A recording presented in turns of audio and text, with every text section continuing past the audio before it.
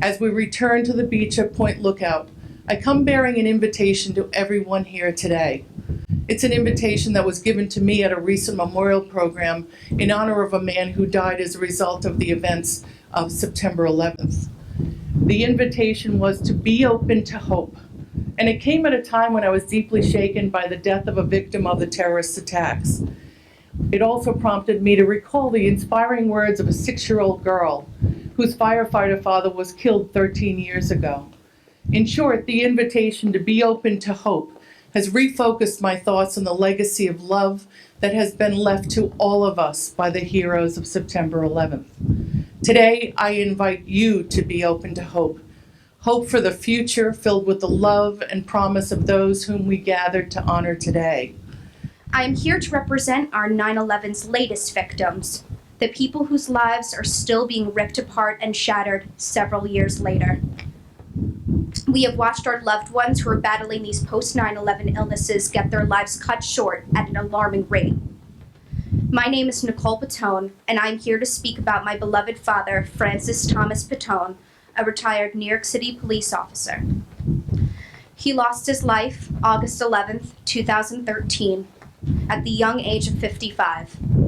My father and other first responders worked many tireless hours the years following 9/11. Because of their selfless acts of bravery, so many of our first responders are now and have been experiencing all kinds of health issues. This has been a growing concern that needs more public awareness. On September 11, 13 years ago, those terrorists tried to take away more than those towers, and even more than those over 3,000 lives.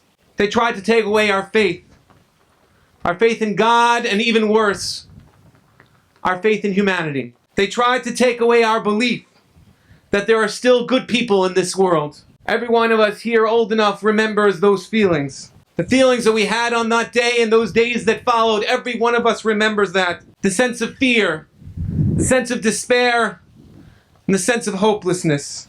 But courage. Courage are those of us who went through that trauma, but stand in the face of those evil terrorists on this day and say, I still believe in the goodness of man. It was a day like any other day. The sun was bright, the air was fresh. We looked forwardly to the upcoming fall season. That day ended like no other, and the beauty of the day was lost forever. On this 13th anniversary of the attacks of September 11th, we still struggle to understand the enormity of that day and its aftermath. Each anniversary has a surreal quality to it. As each year goes by, it seems like it was just last year.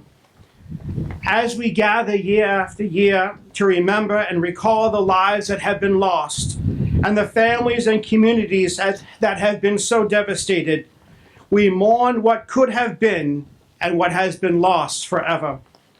We are not cowards. We are courageous. Courage is an honor in action. Courage is moral strength, the will to heed the inner voice of conscience, the will to do what is right regardless of conducts of others. It is mental discipline and inherent to a higher standard. Courage means willingness to take a stand for what is right in spite of adverse consequences. This courage, throughout our history, has sustained us during the chaos, perils, and hardships of time. And each day, it enables every American to look in the mirror and be proud to be an American. God bless America, land that I love. Stand beside her and guide her through the night with the light from above.